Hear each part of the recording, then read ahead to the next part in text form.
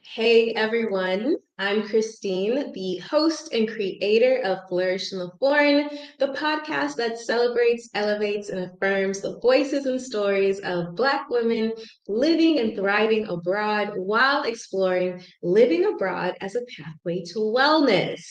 If you're new here, I'm so happy to have you. Please make sure you're subscribed to the channel and please let me know where you are tuning in from. Today, we have a really, really important conversation by a returning guest, actually. We have Siobhan Farr who's coming back. And if you've been hanging out on the channel before, you know we first had her on the show, even though I've known Siobhan for like 2.5 years now, which is crazy. But I first had her on the YouTube channel last year talking about her then kind of like new project, which now is just like taken off legs, Digital Nomads Beyond 50. And today we're going to be talking about a really serious situation, how she had a medical emergency abroad and what she learned from it and her experience about it. It is so important. There are so many people that go abroad in such a crazy, reckless way, and then there's, the blogs that encourage you to do that. And I'm going to say no. And we're going to talk about not only her experience, but also health insurance, and also, of course, an update on Digital Nomads Beyond 50. Okay, so without further ado, welcome Siobhan to the live stream. Oh, thank you, Christine. Thank you so much for not only inviting me back to be a part of your wonderful podcast, but also for all of the support that you have given me and Digital Nomads Beyond 50 as I launched it from Ecuador, which I've come full circle, and I'm now here again in Ecuador. But you have been with me and supporting me from the very beginning with this, and I can't tell you enough how much I appreciate that. Well, thank you so much. I mean, we really do go way back, you guys. We go way back to, goodness, right, I think right when the podcast launched in May 2020. Mhm. You reached out and we just had a wonderful conversation, and then we have just been like online buddies ever since. So it's been so wonderful. It's Yes. just been amazing, and it's been amazing to see how much your experience abroad has evolved. That is like so incredible. So actually, let's take it all the way back to the beginning before we even get into this medical emergency, because I think it's actually really important. So, if you could kind of briefly tell me about your experience abroad, basically from 2020 till now, like how and why were you abroad initially? Maybe what happened to change that experience, and up until like current day. Okay. Well, I guess it really goes back further than 2020 because 2018, I had decided that with my daughter getting ready to graduate from college, from undergraduate in May of 2020, that was the time and finally my opportunity to start traveling again. I love travel. I've been traveling since I was a kid. And the last time I had the opportunity to have a really rich traveling experience was when our family lived in London at that time with my husband, as I call him now. His job had taken us to London for 2 years. My daughter Maya was 2 years old at the time. By the time we got back, she was 4, and she'd been to 24 countries by that point, and it instilled the love. We were really able to transfer the love of travel to her through that experience. And once again, fast forward, she's getting ready to graduate from college. It's my opportunity to start getting out there. And I decided at first I first started off looking for someplace to live abroad. And then as I started planning my agenda, I realized, I've been living in Dallas, Texas for 30 some years and trying to get out of it there for some years, that why am I rushing to plant myself in another country, especially when my work had evolved. My career was now in training, from training in organizational development, I had transitioned to healthcare. particularly Medicare and affordable health care, which in the United States is called Obamacare as well. And it allowed me to get to the point in my life where my residual income had built up to the point where I could travel most of the year and primarily just be back in Dallas, Texas, September through December, which is the very busy, meeting new clients, getting new clients, and helping existing clients period of time. So I decided I wasn't going to move abroad. I was just going to sell off all of my stuff and become what I now refer to as a home-free nomad, digital nomad. Of course, wasn't calling myself a digital nomad in 2020 because I hadn't thought of that, because as I said, I always thought they were all these young people who were doing that. But so after selling everything, I finally left Dallas with a one-way ticket to Guayaquil, Ecuador, and on the 4th of March. And I say, if I had waited a week, I would have been stuck in Dallas instead of taking shelter, as I call it, in Ecuador, because we all know what happened very quickly in March. In Guayaquil, I landed in Guayaquil, as I said. By the time I landed, it was the 5th of March, 2020. People weren't even wearing masks then. I was literally days ahead of when the pandemic bomb was going to hit this country. And it did. Ground zero was in Guayaquil. Guayaquil for a week, Cuenca for a week, and then the night that I landed in Quito, that was the night that they closed the borders of this country. And my god sister, who was traveling with me those first couple of weeks, she had planned to only be away from Connecticut for 2 weeks. So we were able to get her on a international flight, State Department, U.S. State Department flight, not international, but a U.S. State Department flight, because we were in an international airport city, as compared to being in Cuenca, because that would have been, at that time, you couldn't even go from the province or the state that Cuenca was in to the state that Quito was in. That's how strong the lockdown was. You couldn't even drive by road outside of the initial state that the lockdown found you.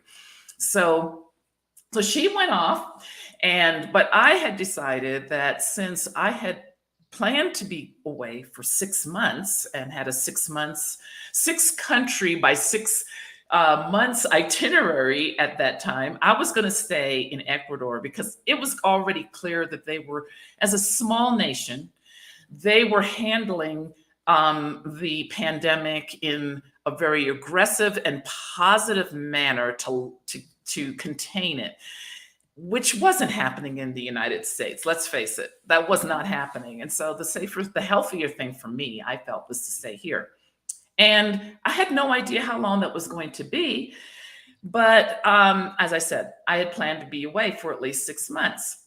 And so there you have it. The longer I was in Quito and the longer I was in COVID, I'm trying to amuse myself in COVID isolation. And I attended an online conference that originally was supposed to be an in-person conference. It was in Croatia, and it was for digital nomads. And as I was attending that conference, I realized, oh my gosh, I've been working on a digital marketing plan so that I can do my busy season here in Ecuador and stay safe, rather than go back and be all that exposure before, mind you, that was before the vaccination. So with all of that in mind, I realized that, I guess I'm becoming a digital nomad. I wonder if there are any folks out there who are older digital nomads like I am.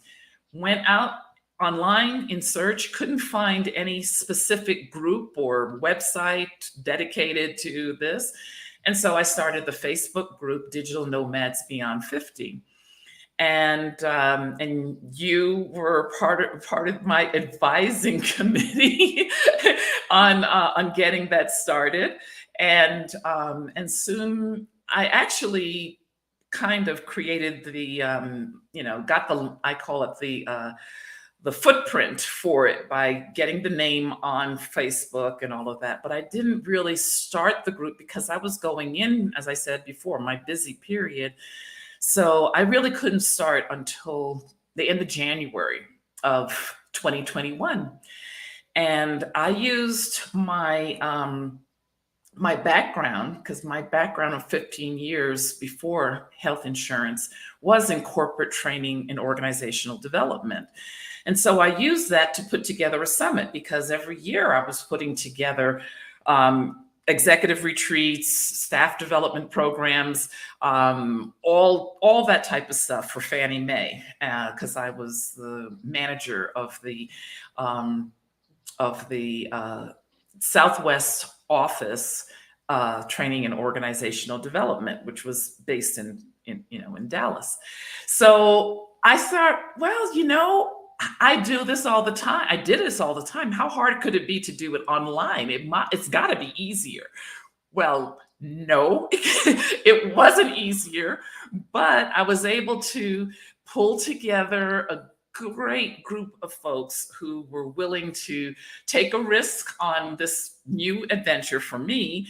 You were one of them, because you also participated as one of our speakers for the first summit that we did in June of 2021. I was in Mexico City for 4 weeks and literally worked the entire time, 12 to 14 hours a day, on putting together this summit. And that was how Digital Nomads Beyond 50 got launched.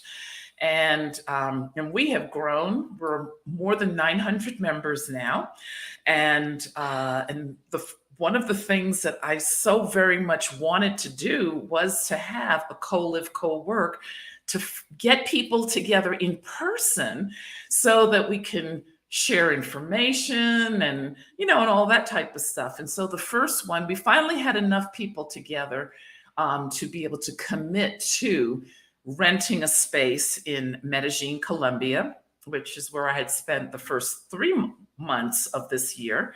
And then I went back for the 4th month and actually hosted the first Digital Nomads Beyond 50 co-live, co-work. The first co-live, co-work that was really designed for older digital nomads. And you wouldn't think that that would be such a big deal if you hadn't spent, as I had, 4 weeks in a sleep cubby in a Spanish language learning school hostel, /hots or /hostel, and shared that cubby for 4 weeks with 6 other women rotating through, and shared the 2 bathrooms with 6 additional men in their particular dorm, and realized why there really is a difference between how people who are in their 20s and their 30s are going to enjoy that experience as compared to people who are in, from their late 40s on up. As I like to say, yes, we absolutely like to party in this age group, but it's not the way those pups party. And I very affectionately call them pups or puppies, because we had a WhatsApp stream that was constantly going. Did anybody find my boom box that I left, my remote speaker that I left in the kitchen? Who ate my blah, blah, blah, blah, blah, blah, blah from the refrigerator? So, I now really understood why some of the co-live, co-works that I initially tried to get into, their cutoff age was 45. They didn't accept people 45 and above, because and now I had a living experience of why it really was necessary to put together our own digital nomad, Digital Nomad Beyond 50 co-live, co-work. And I'm really excited about the fact that we're already making plans for next year, and we'll talk about that later. Okay. Yes, we'll talk about the ins and outs of even this year's experience, and then what will come next year later. Yes. But Mhm. let's talk about you're in Medellin putting on this co-live co-work when Yes. you fell ill. And I mean, I Yes. think this is something that everyone fears. So I think sometimes we all, I think it's a human thing. We're all kind of feel very invincible. Unless you have like a chronic illness, most people are like, oh, yeah, that can happen, but not to me. And I'm strong and I take my vitamins. And, digital nomads, we're out here, you do things. And so you never really expect it's going to be you. So please tell me from like, what happened to you? Like, let's start from the very beginning. When did you get sick? What happened?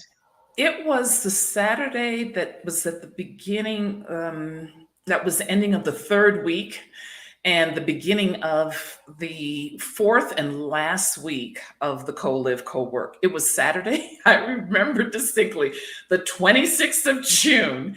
We had gone on one of the things that I incorporated into the co-live co-work was that we had little tours. And this was actually a bigger tour. This was a all-day tour. We'd gone to Guanatape, and it was just fine. There were four of us who went on this particular trip, and it was an all-day trip. And I know I was able to narrow it down to what made me sick by the fact that there was only two of us on that particular trip who got ill. And it wasn't for the other two ate pretty much the same breakfast that was a part of the trip and the same lunch that was a part of the trip, and they didn't get ill. But what happened was the night before the Saturday, the Friday night, I had bought 2 containers of ceviche from this little, not from a little, push cart stand, from a from a little small storefront, but it's still, they specialized in ceviche. They've been doing it since 1916, their side, and I had eaten from there before. But my friend and I, who was in the tour, one of the participants, um, we didn't feel like eating it Friday night, put it in the fridge. Saturday night, we came back from the all day tour and I didn't feel like going out and having a full meal. So I just grabbed my ceviche out of the refrigerator. The refrigerator was going kind of haywire in the guest house, so it was frozen. Put it in the microwave. That was apparently my second mistake. Put it in the microwave and melted it down enough so that I could eat it. That night, I started to have the worst experience. I swear to God, Christine, I had never been that ill before. And that was the beginning of it. There was a moment I was running such a fever that I was literally trembling and my teeth were chattering. And there was a moment in the middle of the night that I thought to myself, and I don't know why I didn't get up at that time, but I'm still thinking, this is probably that doggone ceviche. I'm going to ride this out. And so I was, but I remember in the middle of the night after like everything liquid was coming out of me, basically, Yeah. thinking, you can't fall asleep. You can't, because I literally felt if I fall asleep, I may not wake up. That's how sick, that's how ill I felt. And the next morning, I woke up. It was the day that my room was supposed to be clean. I was still horribly sick. That was now Sunday. I was still horribly sick. The room was a mess. It felt like, apocalypse now, carnage, in my room. And I said, I want to at least, clean up a little bit. So I contacted, sent a text, and still I'm sick, sick, sick, sick. Sent a text to the guest house main office saying, please don't send the ladies to clean up. I'm just really feeling unwell. Have them come tomorrow morning. Have them come tomorrow. And I continued. I was trying to get well, trying to take care of myself, basically, because that's what we do as people who travel independently, a lot of solo travel. we are used to taking care of ourselves. We're used to, I had a friend here in Ecuador, and my first day here when I landed back in Ecuador, I went to the grocery store and got all my, my groceries and to restock, to stock my pantry here at my Airbnb. And I was supposed to meet him later on that evening, and I was running late because because of the taxi. And and he said, "Why didn't you call me and I could have picked you up instead of you taking the taxi and carrying all these groceries into the building?" I said, "Because literally I didn't think about it." So once again, I didn't think to go to the hospital. I didn't think to even call or contact the rest of the folks. There was one other person at that point still there because the other two in our group who was still remaining, they had gone to Cartagena. I didn't even think to call other than to say, "Hey, could you get me some soup? Because I've been really ill." And he brought that soup. That was now Monday. It was around the same time that the ladies came to clean. And these ladies had known me since I had stayed in this guest house, in February and March. And they took one look at me, and I had typed out, "Please forgive me. The room is in the mess. The bed is in the mess. The bathroom is in a mess." But I tried as much as possible to clean up. I typed all this out in Spanish, but I'm just too ill and I'm just too weak to do better than what the mess that you have. They just didn't even bother with that. They just looked at me and said immediately, "We got to get you to the hospital." Of course, in Spanish, they said this. And they called the owner of the guest house, and he came over. And I remember, because I'm in and out of it.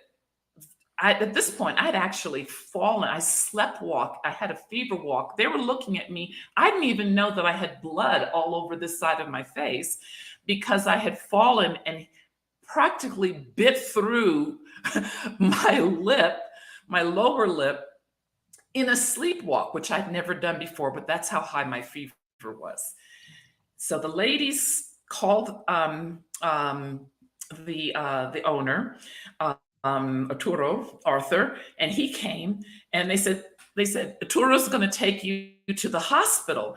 And my first thought in my mind was, how is he going to take me to the hospital? He drives a motorcycle. I'm going to try to hold on to him in this state on the back of a motorcycle. But no, he came with a taxi. He came around the block from their main build, from one of the other guest house that they have. And he came around the block in a taxi. He got me to the hospital. He stayed with me and served as a translator for me at the hospital. They got me up to a room within less than a half an hour, and started taking blood, started giving me IVs and all of that. And the first thing my doctor said to me, but he came in that morning after looking at my blood work and all my labs. This is when I got scared, because the first thing that he said to me was, "Have you ever been told that you have a kidney disorder or kidney disease?" And I said, "No, absolutely not." And he could see that I was panicking. He said, "It's okay. It's okay. I just had to ask that question first because your blood work is showing that this is coming up in your blood work. And it could be just that you are just so severely dehydrated at this point. We will continue taking blood, testing your blood every day to see whether there's improvement in these particular markers." But that is how I realized my first insight about traveling and getting sick is that no matter how minor you think it may be, no matter how much you think that you can take care of this yourself, you need to go and, whether it's a clinic or a hospital, and at least have confirmation that, no, it's okay. Don't worry about it. Or, yeah, we need to help. We need to treat you. Because if I had if I had not gone to the hospital, then I could have ended up with permanent kidney damage. as a result Siobhan, of food poisoning, E. coli. That's what I had, E. coli. And I didn't even know E. coli could kill you, but it can. oh my goodness. Before you continue on in the story, because I'm just like, I mean, I've read it, but it's different hearing it from you. And because I know you, because it's like, oh my goodness, I can't believe you went through that. But I wanted to ask you, because it's something that I've talked to with my friends here in Spain who are American, and actually a couple of other expats. And I'm wondering if also part of your, I would say necessarily hesitation, but just the fact that you didn't necessarily think to immediately go to the hospital, do you think that has something to do with the American healthcare system and how people are sometimes a little bit resistant? Because I say that because I know that I have here in Spain, and I've resisted going to the hospital and going to the doctor. And I've had Spanish friends and colleagues say, "You're sick, go." And I'm like, "Well, I'm not really sick, you know." And I didn't have a cold. I was sick, maybe a flu or a cold or something like that. And they're like, "Just go to the doctor." And I find that Americans, even when you're abroad, when you have health insurance, right? I have excellent private health care here in Spain that's extremely affordable. It's like 46 euros a month. And I Oh, still am wow. like, well, I'm okay. I'm okay. Do you think that also led, that was that part of it? Or, besides just being a digital nomad?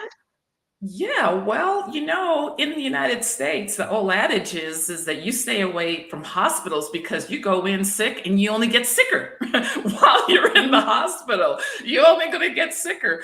And so I really, it honestly, until those ladies said, you have to go to the hospital. Actually, they used the word clinica, and it was Clinica Medellin that I was sent to, but which is amazing, absolutely amazing healthcare. In fact, a lot of people don't know, but Colombia is considered by the World Health Organization. They're listed 20 of all of the countries in the world as far as having the most efficient healthcare system. And I really got a chance to see why a lot of people come to Medellin for dental tourism, as well as other medical issues as well too, because you can get treated much better. In, for that matter, if I that's the other thing about the United States. My guess, my feeling is if I had gone to the hospital in the United States, they would have just, sent me home. I don't know what they would have done, but they would have just sent me home, and I would just, feel, why did I even go, right? For just, Montezuma's revenge or whatever you want to call it. That's what I thought. I just some GI infection. As I said before, I did not know that I was dealing with something as serious as E. coli. But they kept me in the hospital for 4 nights, 5 days, and in fact, it was my insistence that I needed to leave. I felt better enough that I did not want to cancel again my appointment, not excuse me, not appointment, but my ticket to go to come to Quito, because Mm. I knew that I was not going to be able to travel on the 4th of July. But the doctor actually wanted to keep me in the hospital at least through the following Tuesday. And I said, do you really think I need to stay? Because I really, really have to go. He says, okay, I will give you labs to have done when you get to Quito so they can at least continue tracking. I don't think that I would have gotten that kind of treatment in the United States. And it's funny because it everyone was so kind to me in the hospital, even those who didn't know Spanish, who were not my doctor was bilingual. And by the way, I wasn't even sure if he was my doctor when he first came in. One, he was awfully good looking. He was very good looking. Even through his mask, I could tell. And he introduced himself. He said, "Hi, I'm William." And as I said, I'm kind of in and out of it. And then he started talking about my blood work, and he was sounding so official. And I said, at some point, I said, "Wait a minute. So, are you my doctor?"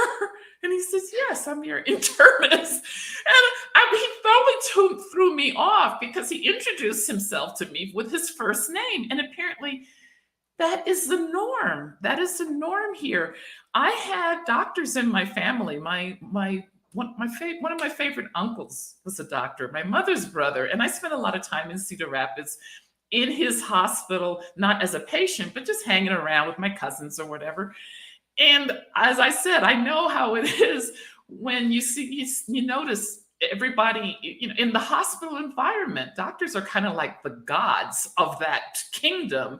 And, everybody all but bows down to them. There's nothing like that I saw in the hospital here. They treat you, they don't treat you like they are, they're gods. They are here to help you get well. And they're on a first name basis. Siobhan, I'm William. And that was one of the first distinctions that I noticed, distinctive difference between my treatment in Medellin, Colombia, as compared to the United States too. Wow, that is incredible. I'm wondering if you could, I have my notes here. Let me see.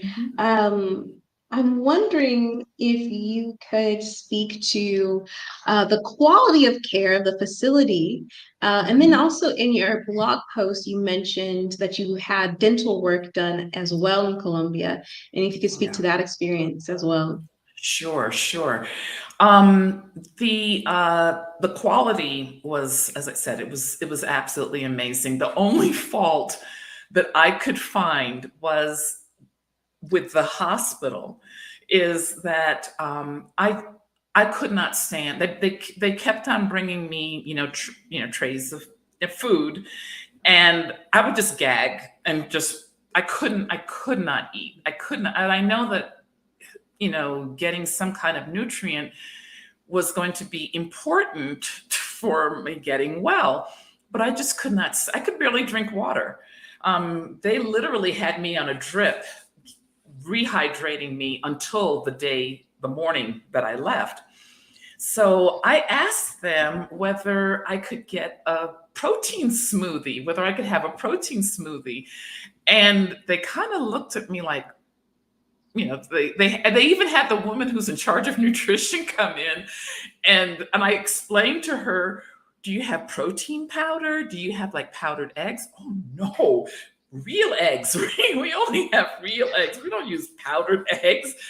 And so what I suggested, that since they had juice and they had eggs, and I knew the eggs are very healthy here, I said, "Can you just maybe put a couple of eggs and whip it up in the blender for me, and so I can get some protein."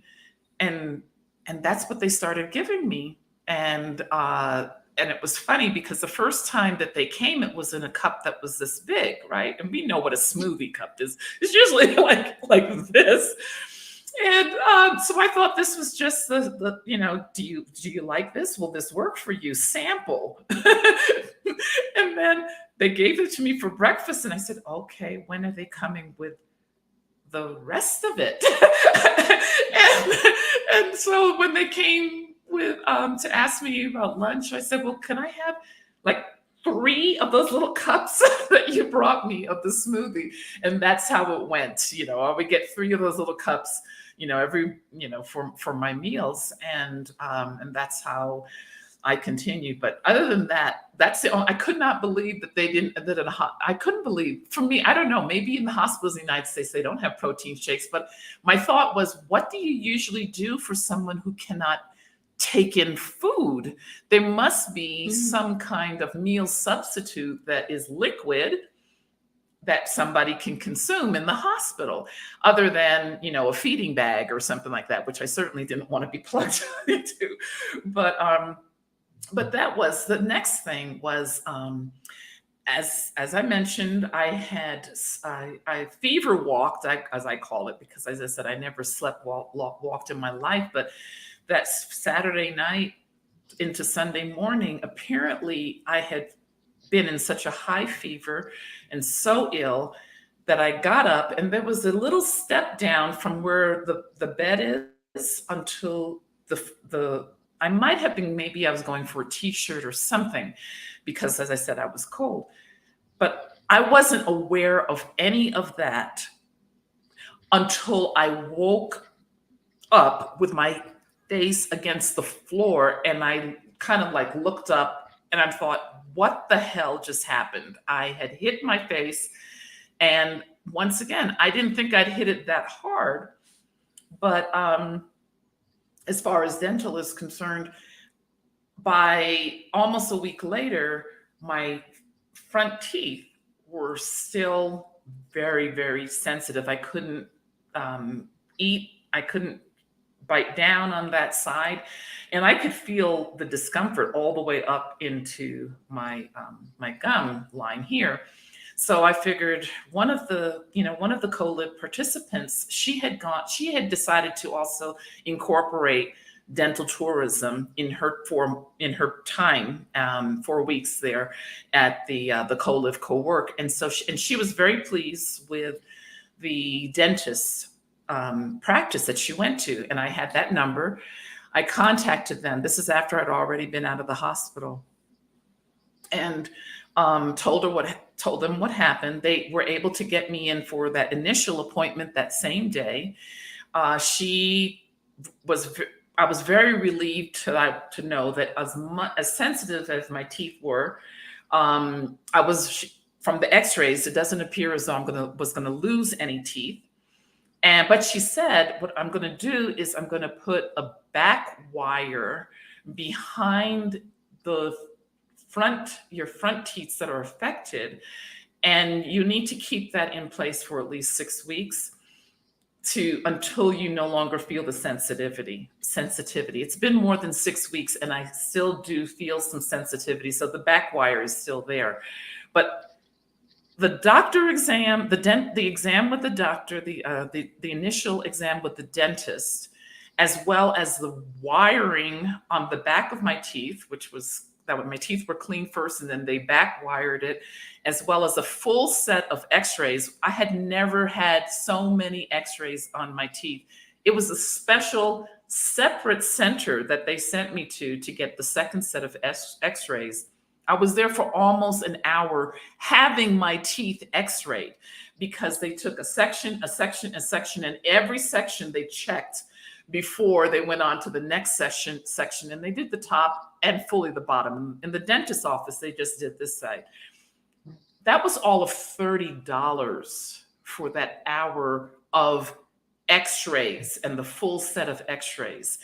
My initial visit, when the doctor just saw me and determined what needed to be done for me to come back the next day to do the wiring, that was $25 to see that dentist and have her examined. And she took the initial set of x-rays in her office.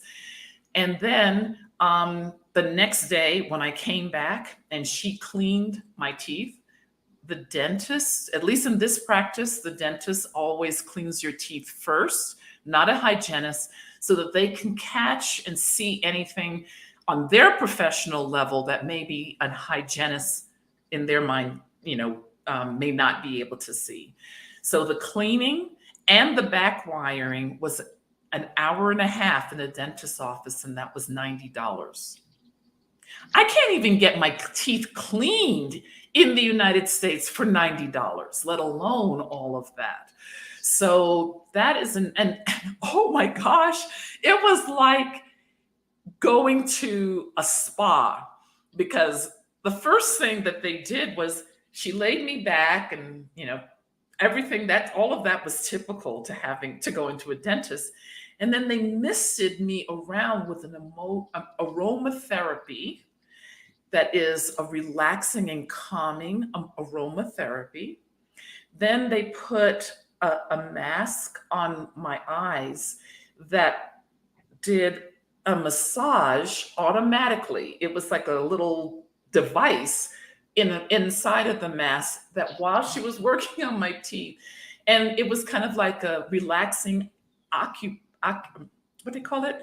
Acupressure that was going. So all the time there was like this feeling like this around my, and I could have said, you know what, I'm uncomfortable with that, I don't like it, and they would have taken it off. But it was great.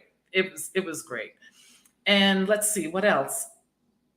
And That just is the whole, incredible. I'm gonna need yeah. that number. I would need the name of Oh, that sure. dentist. I might, I mean, I love Colombia, so I can definitely come back, go back and get my teeth, I'm done or definitely planning to something. go back to get my Oh. wires. I asked her, can I wait 6 months until I'm back in Colombia, to get the wire off? And she said, fine, yeah, you can, no big deal. Yeah.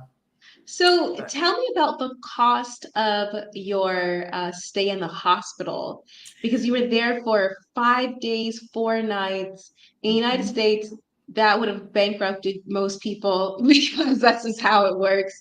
So how much yeah. did that cost? And of course, tell us, did you have travel insurance? And Yes. then we'll get into kind of how insurance works as a digital nomad as well. Okay. For the entire cost for being in the hospital was about $1,500. For 4 nights in the hospital was about $1,500. And then you add on, maybe it was a little bit less than that, but then add on the dental. I'm in my mind, I'm remembering what's in my travel insurance claim. The number was 1,812. And that included the 4 nights in the hospital, the dental work, the ticket to Quito that I had to have, the non-refundable ticket to Quito that I was getting replaced through my travel insurance, and also the 4 additional nights that I had to stay in Medellin before I could travel on to Quito at the rescheduled time, which was the 7th of July, was when I felt well enough to travel. So that's the bill. That's the total bill that went to the insurance company. And I've got, in full disclosure, as a part of my health insurance portfolio, I do represent. I'm an affiliate for that insurance company that I use, and so it only made sense to me, since I was responsible. I'm responsible for the co-live, co-work, and the people who are participating, that I included travel medical insurance for all of the participants, including myself, in the co-live, co-work. And we will, you can imagine, we will always include that. I'm not even going to trust people to get their own health insurance, travel medical insurance. It'll be included in the cost of our co-live, co-works, because honestly, I've been representing or affiliated with travel medical insurance plans for even before I started traveling, even before 2020, right? I didn't get it myself. I don't need that. I just didn't think to get it for myself. I didn't start getting my own travel insurance until my daughter came to visit me in Ecuador, and we were planning a trip to the Galapagos, which is a costly undertaking to travel to, even when you are already in Ecuador. It's costly. And they had their own requirement for passing the COVID tests before, even though we were already in Ecuador. There's another requirement to get you into the Galapagos Islands, and it has to be done 24 hours before our flight to the Galapagos. So I said, you know what? I think I better get travel insurance for both of us, just in case. We end up testing positive or whatever for COVID and have to cancel the trip. And that was really the first time that I got travel insurance for myself. And this is the first time that I have put a claim in for an emergency as like this. And so I got to tell everyone, and I'm separate and apart from the fact that I represent travel medical insurance, it is literally reckless for anyone to travel, particularly abroad, and not have travel medical insurance. You're just putting so much at risk for a very small amount. My portion of the travel, it's based on your age. And so some of the younger people in the co-live, it was less, and some of the older, it was more. But for my age, my travel insurance for 4 weeks was $114. If you can't pay that much, you shouldn't be traveling. It's as simple as that. If you can't pay to cover yourself with travel medical insurance when you go someplace, you just can't afford to go. It's as simple as that. That's what I have to tell people and share with people from my own personal experience. Wow. Okay. So tell me, how do you manage travel insurance as you are a digital nomad? Because do you have like a home base where you have like insurance, or is it all like global coverage that you currently have? I am a home free digital nomad, and so I basically from January through September 1st, usually around September 1st, when I return to Dallas for the Medicare affordable healthcare season. I am totally, I mean, the only rent that I pay is the rent the rent of where I am staying that particular night. As I say, the only rent I pay is where I'm laying my head on the pillow that particular night. So with that in mind, I just traveled primarily booking myself through Airbnb or booking.com. I use booking.com a lot. And I also tend I'm now in the process of researching, house sitting, and those types of situations. And also I have a friend who I know through Digital Nomads Beyond 50. And she's a major proponent of like workaways, where you go and you actually are volunteering to work. And you get like maybe the mornings off or the afternoons off, and you do some type of work for I think at one time she was helping to restore a French chateau of some kind. It's not.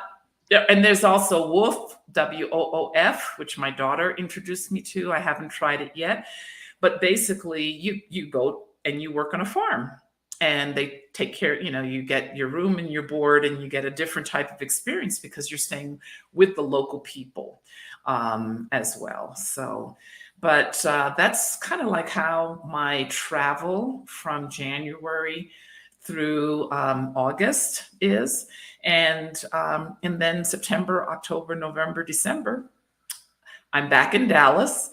I call September Social September, Social September, because I typically stay with a friend. I stay with friends, throughout this. I stay with a friend for the month of September, and it's more of a social friend. And so I get to go out, and I'm working on getting ready for, the work.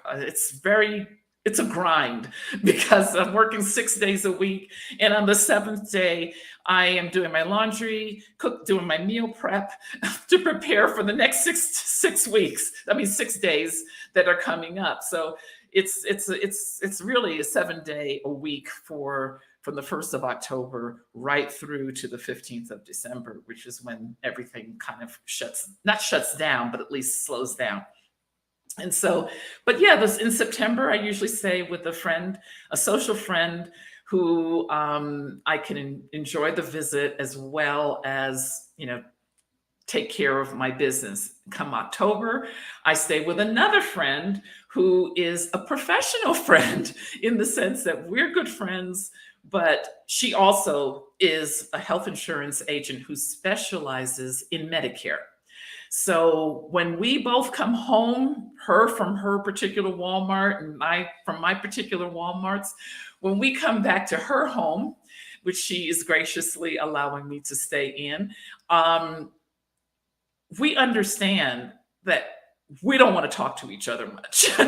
All we really want to do is go to the refrigerator, take out my little meal that I prepared on my day off, heat it up, eat it, and then either, do if there's any follow-up paperwork or whatever that I need to do, and then go to bed so I can start it all over again. That is not a social stay as compared to September. So that's how my time goes. And then come January, I get to start traveling again. So tell me, how do you manage, what's the differences between how you manage your healthcare coverage, your insurance while you're in the States, and how do Mhm. you manage it when you're out nomading? Okay. Well, as of last year, I got to the wonderful age of Medicare. And I tell you, that was like a shocker when I finally, the first time I've been working in Medicare since 2020, 2014, and dealing with people with their red, white, and blue cards. But when I finally got that doggone blue, red, white, and blue card, and I said, oh my God, I really am 65 years old.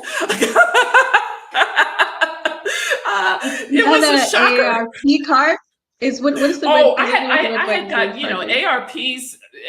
I had joined ARP because when you're handling Medicare insurance, you actually get to join ARP at no cost because ARP is tied to one of the major insurance companies for Medicare, which is United Healthcare. United Healthcare licensed AARP to use on one of their plans, exclusively use on one of their plans. So, but yeah, AARP actually start promoting and marketing and getting you to sign up when you're 50 years old. We started get that stuff when you hit 50. But getting that first Medicare card, your red, white, and blue card. So I'm now before Medicare. I also, as I said, represent Obamacare, affordable health care, marketplace plans, all the names that people are familiar with, as well as healthcare.gov. And I help people enroll in that because that can be a little complicated. Not as complicated as Medicare can be, but it can be. It's good to have somebody who knows how to kind of massage it, to get the best plans, get people into the best plans. And so I had been on enrolled in Obamacare from the first year because after my divorce, I went 4 years without any health insurance. And that was the scariest medical period of my life because I'd never been an adult before and not had health coverage. But, as I was getting myself financially back on my feet, I couldn't afford $650 a month for healthcare, which is what was going to be the least amount that I could pay. So I had, my daughter, she was covered by her dad, but I went for 4 years without healthcare. So I have a real strong appreciation of how vulnerable people feel when they don't have good healthcare. And that is one of the reasons why I'm very happy to help people get enrolled in affordable healthcare, Obamacare. And that was what I had up until last year. And now I have Medicare. And Medicare, most of the Medicare Advantage plans and a lot of the Medicare supplement plans, and I'm not going to go into the details of the difference between the two, but they will cover you for a medical emergency while you're traveling abroad. up to $50,000 lifetime, not every time it happens, but lifetime up to $50,000. Most of them will cover you for for traveling if you have a medical emergency. But I still get travel medical, even though because, and I will continue until I'm to the point where the too old to get travel medical, because some of the insurance companies, they have a cutoff point of of what age, the maximum age that they will cover you for the travel medical. But I'll still, because when I have travel medical, if something happens to my passport, if I find myself robbed or something like that and I need cash, those are the types of things that travel medical, well, the travel part. The medical part will also, let's say, for instance, I was so ill that the doctor said, do you have a family member that can come and spend time with you here at the hospital, or will take you home to where you're staying and be with you for some time after? That's called a bedtime companion. And travel medical insurance will pay for the bedtime companion to come to you, help you, hopefully, maybe get back home if necessary, whether, frankly, whether that's alive or with your mortal remains, as they say in the insurance industry. So those are the type of things. There's lots more that you get that's covered under travel medical insurance, but it is important to have, even for people who are under Medicare, and that they have travel medical insurance as well too, because there's more coverage than just simply a medical emergency. Not only that, but some Medicare plans, if you're out of the country for more than for more than 90 days, that's 3 months. And most of the time I'm out of the country for more than 90 days. They won't cover you if the medical emergency happens after 90 days, that even that $50,000 emergency won't cover you. They just won't cover you after you've been out of the country that long, out of the United States that long. So that's another good reason to have travel medical insurance, excuse me. So I'm wondering if you could speak to, I know that a lot of the people watching, maybe they're abroad or they're going to go abroad. And the question I get a lot is, what do you do for health insurance when you come back to the States when you're not going to live there? You're just going to visit. Is that also under travel medical insurance? Is when that what you kind of advise people to get as well? they are, like for instance, IMG, which is one of the more, which is the plan that I had gotten for the co-live, co-work participants, and the one that we also use for the Galapagos trip. IMG has a special plan for expats, so that even if you were living outside the country, you can enroll in an IMG plan to cover you when you were back in the United States. So that's also a type of travel medical insurance that's available for people. That is, I mean, incredible. For those of you that are listening, if you have any questions for Siobhan, please feel free to put it in the comment box. But I wanted to ask you, kind of like as we wrap up. Well, first, I want to ask you any other insights you want to share with the audience about healthcare and your experience with it in insurance abroad. Let's see. What else have I not covered as far as healthcare and insurance abroad? Other than how necessary it is. I know a lot of people, they think that it's going to be very, very expensive, but particularly Um, it's not as expensive as getting sick abroad, basically. It's not as expensive. I'm sorry. When you mentioned comments, I looked up at the comments and I saw a good friend of mine from high school just posted a comment, and I got a little distracted. so but I don't know. Can you think of other questions that you may have about? I don't know. It was so thorough. And I feel like if people don't get insurance now, I just think they're a lost cause, honestly. So let's do this though. I would love for you to tell us about the co-live, co-work experience that just happened in Colombia. And then also tell us, we get like a little sneak peek exclusive, everyone, about the co-live, co-work that's happening in 2023. Oh, sure. That's my favorite subjects to talk about.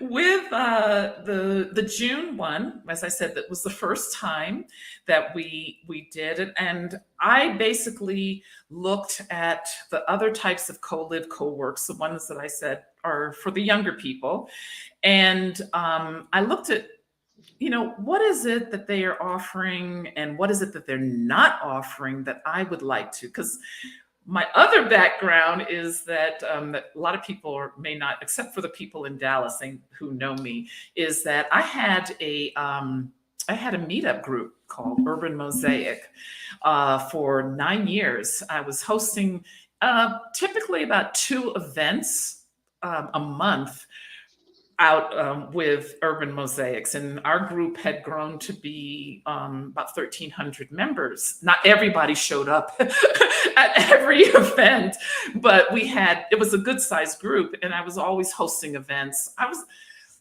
I tell people my first co-live, co-work, I was 11 years old when I was living on a dairy farm with my step family. And I had decided I really did not want to spend yet another summer. At that time, they hadn't started sending me back to Belize for the summer. Maybe that's why my mother decided to start doing that after that summer. But I decided to make a flyer. You were probably too young, Christine, to know that there used to be something called a mimeograph machine. Before they had photocopies, they had a mimeograph machine where the drum I created my own flyer. I convinced someone in the school office to allow me to print off my own little flyers. Went through my mom's address book and sent a flyer to all of her friends who I know who had kids back in Brooklyn, where we used to live. Come to Camp Moo Moo and experience life on a farm. This is all, creatively done because I have a creative side. My mother got a telephone call because I'm thinking, well, let's see what happens. Let's see how what kind of response we get. Mind you, I'm 11 years old. And my mom gets a telephone call from one of her friends. And she's, yeah. And then she gets off the phone and she says, Siobhan, Audra's mom says that she's arriving on the bus in Mansfield, which was the big town, this weekend for some kind of a camp here. That camp was, and everybody, at one point, we had almost 20 kids. My mom and my mom loved it because my mom always wanted more kids. But we were baling hay. We were putting hay up into the barn. We were having cookouts, roasting marshmallows, all of that type of stuff throughout the whole summer. And it was amazing. But I say that was my first co-live, co-work. And there was always some kind of activity going on. So I put together that first co-live, co-work with corporate training and organizational development, career of 15 years, and created something that I thought would be more appealing to what I hope older digital nomads.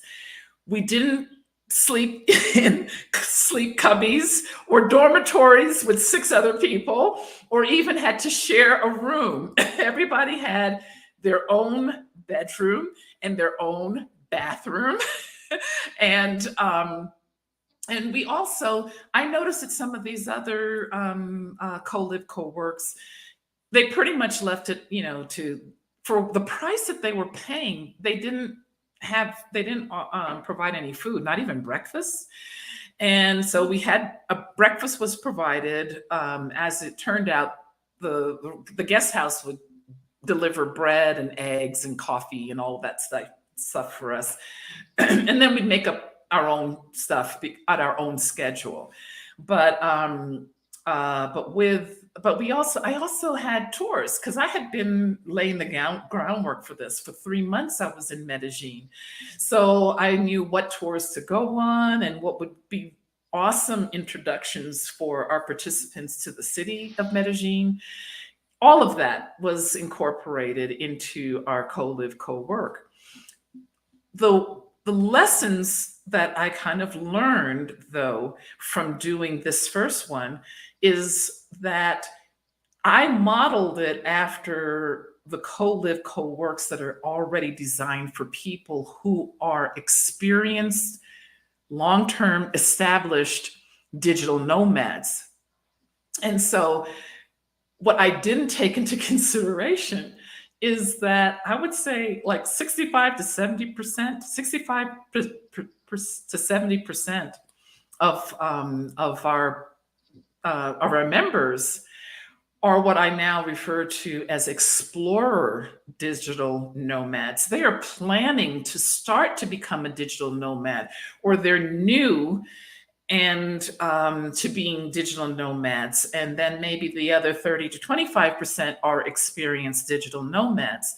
So what we're going to be doing differently, and there's a different dynamic between, we had some people who came and they were explorers, but they were exploring on holiday, as compared to working and being in Medellin. They were, kind of, oh, I think I'm going here, go there, that type of thing. And that's a different dynamic than having a group of people who are, doing their job and they just want a break from doing it in an environment where they're by themselves, where they're solo. It was for me, because I had been now doing this and traveling on my own solo like this for almost 2 years when we had the co-live, co-work. And it was so nice to be in my room doing my work, or up on the rooftop terrace doing my work. And then at the end of the day, it was just like, okay, hey, who wants to go out to eat? Where are we going to go? And we'd go out to eat as a group. And that was awesome. And so next year, the first week is going to be a program that we're going to call the Digital Nomads Beyond 50 Life Map.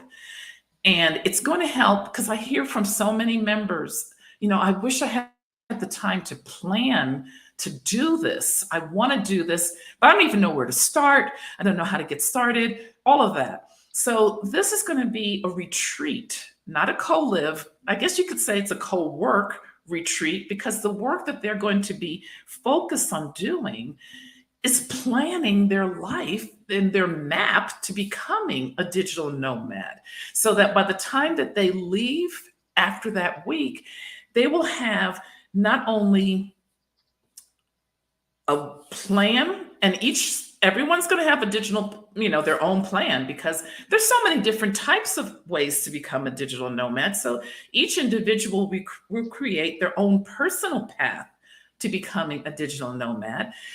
They'll leave with that plan. They'll also have a community of people who they worked with, because they were all working together and discussing how they're developing their path. We're also going to incorporate, one of the things that I know is that sometimes people, they don't realize that they may not be quite emotionally ready to become a digital nomad. or for that matter, they may not be physically ready to become a digital nomad. So we're going to have guest speakers zooming in who focus on the emotional therapy, or the emotional aspects, I should say, not emotional. They're going to be therapists, licensed therapists, but they are going to talk about, because they're also digital nomads themselves, they're going to be talking about um, the emotional part of being a digital nomad, and how prepared are you for that?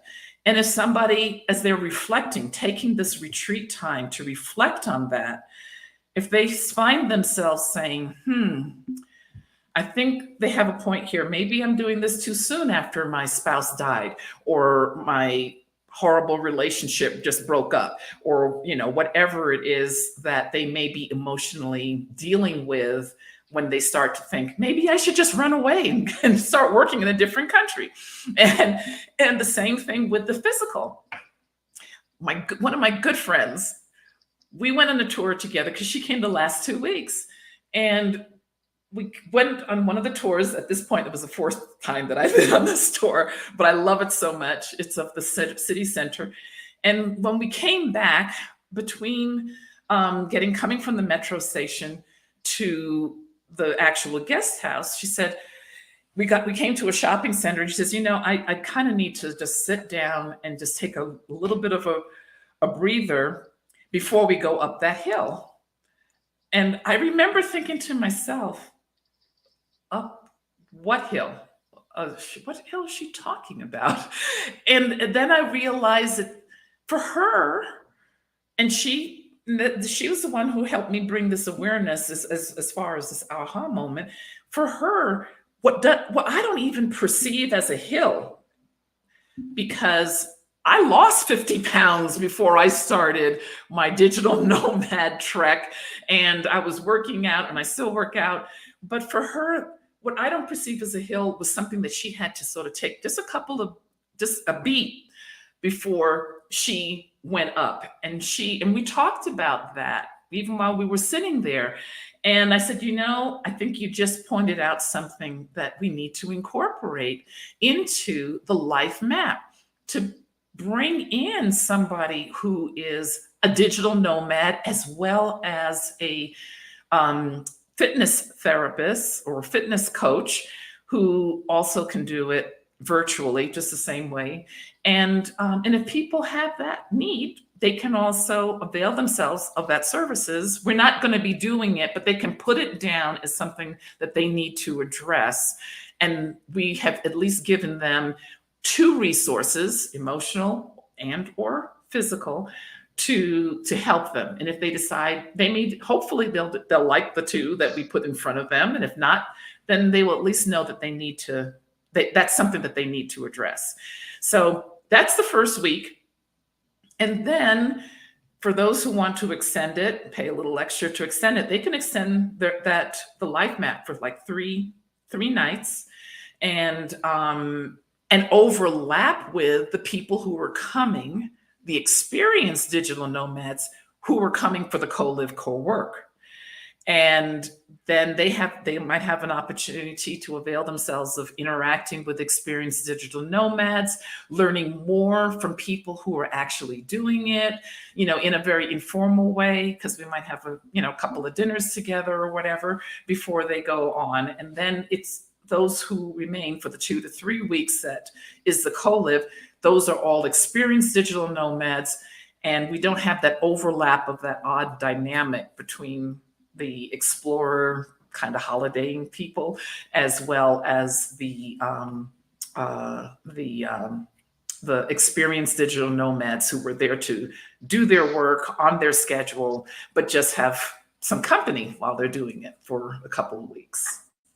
I think that sounds, so intentional and so full of care. And I resonate deeply with that because, as you know, here at Flourish So Foreign, we're about moving abroad or traveling abroad with intention. We reject these notions of romanticism and escapism. People don't just leave with $5 in your back pocket. Like, no, let's not do that. I'm wondering, as we wrap up, can you tell us where it's going to be and the days and when people can register, or are you still waiting for that? I can tell you probably where it's going to be because once again, going to my own background in corporate training and organizational development, I put out a survey. We put out a survey and there were a split. There was one survey for the explorers and one survey for the experienced digital nomads. And the overwhelming location that people of the three top locations, Portugal, Turkey, Istanbul, and Croatia, split in Croatia, and Lisbon in Portugal is the top winner. So, and we're looking at May. And at this point, we're just putting together. We're putting together the website. This time, since I'm not going to be boots on the ground, I'm going to be coming in from Portugal from Southeast Asia. So, but because I have availed myself of some resources from doing this retreat in my own resource, I now have a travel agency that specializes in putting retreats in these types of accommodations. So I don't have to be there to do all of the tour, to vet every tour and vet every location and all of that.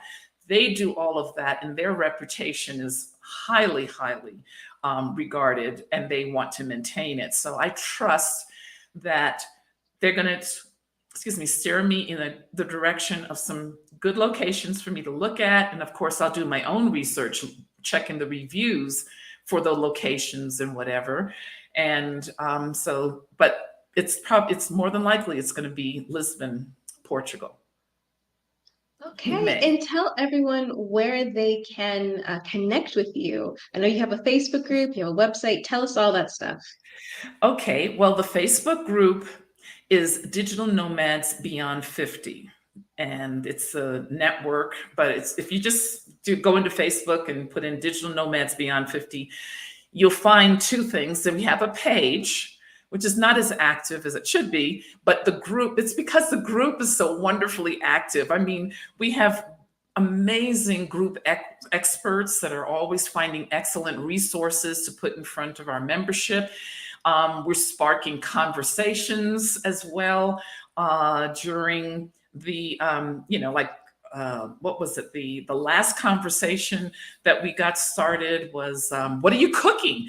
As a digital nomad, people think that, there's that whole mindset for a lot of people or our friends and family that we're on holiday all the time and that we're eating out this restaurant and that restaurant. No, most of the time we are cooking for ourselves. I stayed at a wonderful place in Manta, Ecuador. Beautiful view of the Pacific, probably more than I've ever spent for an Airbnb. But it was my life-affirming gift for myself after going through my medical crisis.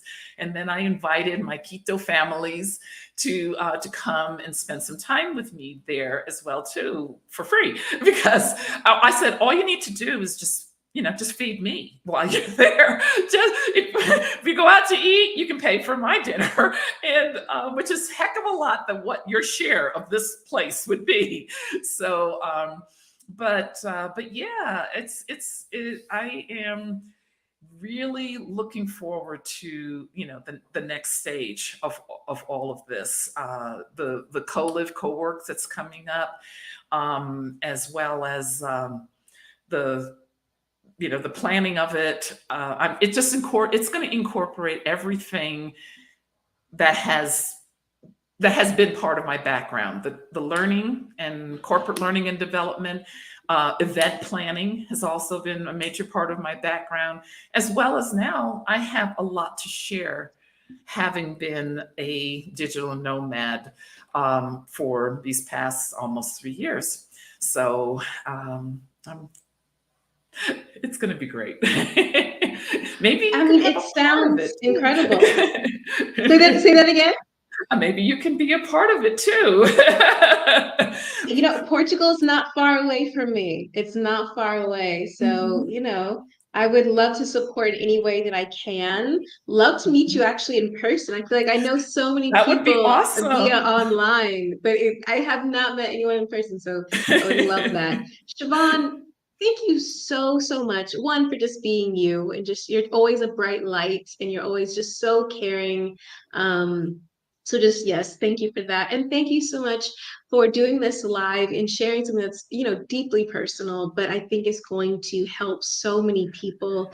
One, at least have that kind of present awareness that your health is nothing to play with, and so please make sure that you have the adequate insurance and utilize it and go to the hospital. I know it's very, especially if you're American watching, you're very like, we have a weird dissonance with that, but it's like, please, when you're abroad, go to the hospital and take good care of you. So thank you so much, Siobhan. Thank you to everyone who watched this live, either live or on replay. I really, really appreciate it. You can learn more about the podcast, Flourish in the Foreign, at flourishintheforeign.com. And if you have any comments, please put them there and I will try to catch up with you guys on the replay.